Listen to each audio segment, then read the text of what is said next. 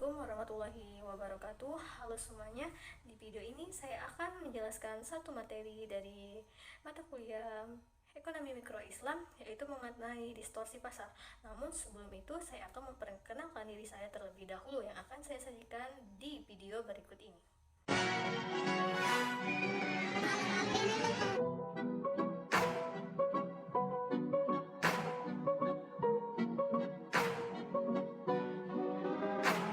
Oke, dalam ekonomi Islam, distorsi merupakan suatu bentuk penyimpangan perilaku yang dilakukan oleh seorang pedagang dalam meningkatkan laba yang tidak sesuai dengan syariat Islam.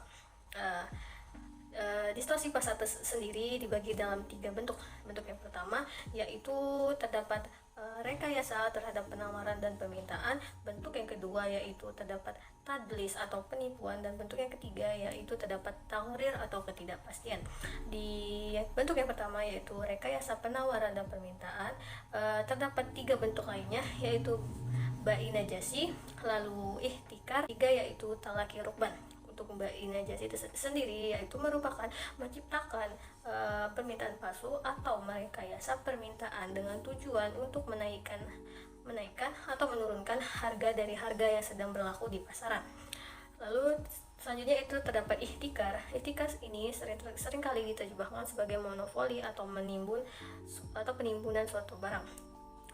Monopoli dan menyimpan stok yang dilarang dalam Islam adalah yang dilakukan dengan maksud untuk mengambil keuntungan di atas keuntungan normal yang dengan dilakukannya dapat merusak mekanisme yang ada di pasar.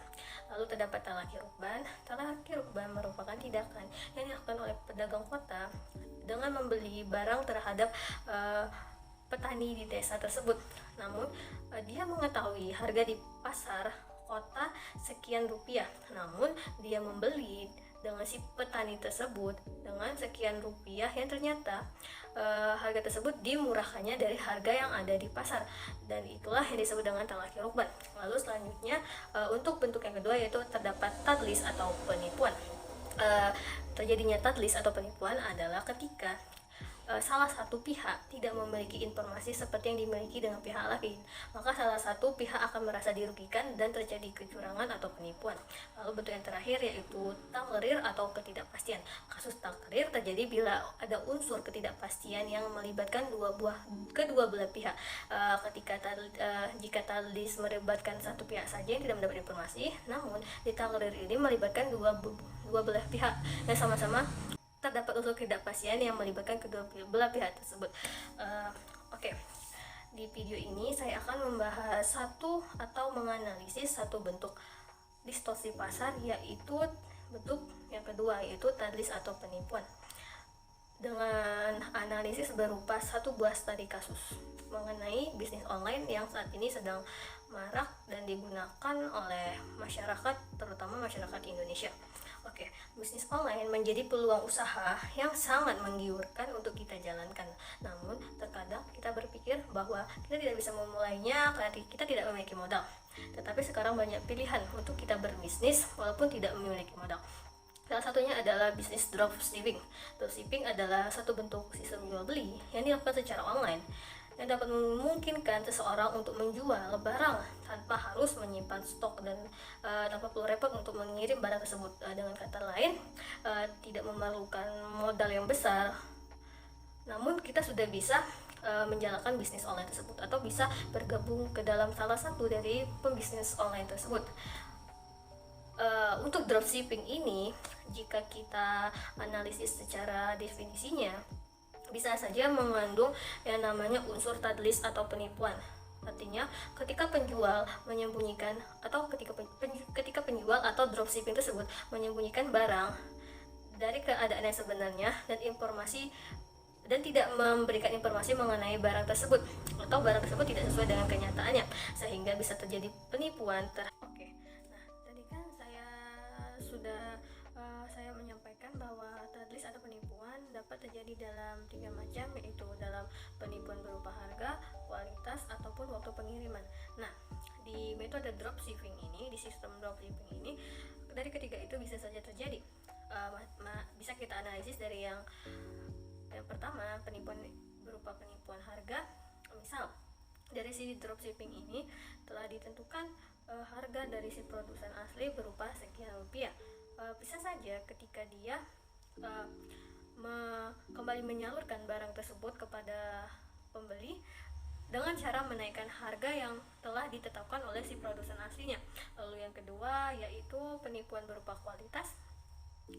Mungkin ketika dalam pengiriman terjadi sebuah kekurangan atau kerusakan dari barang tersebut, namun tetap dari pihak dropshipping tersebut tetap mereka salurkan kepada si pembeli.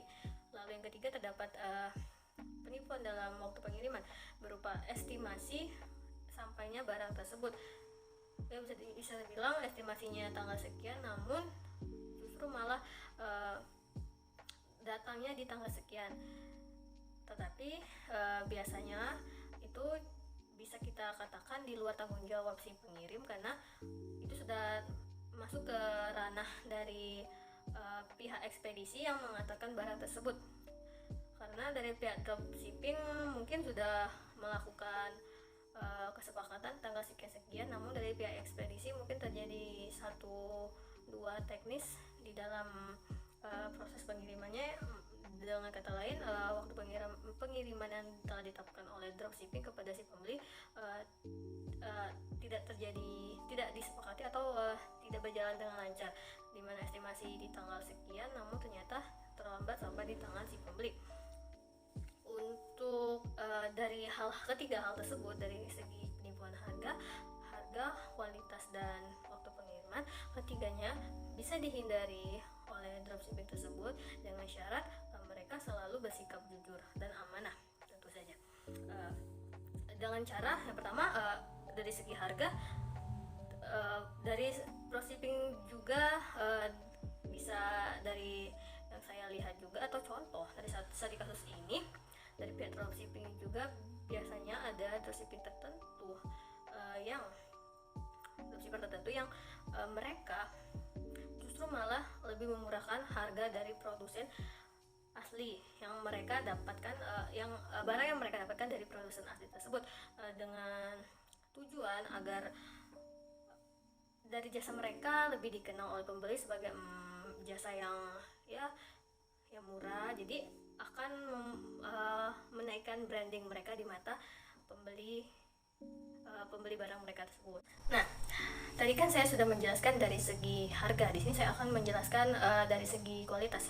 Penipuan dari segi kualitas dapat dihindari dengan cara si pembeli melihat dari komen para pembeli lain yang terdapat di toko tersebut, apakah barang yang akan mereka beli itu terdapat review yang bagus atau justru malah terdapat review yang kurang bagus.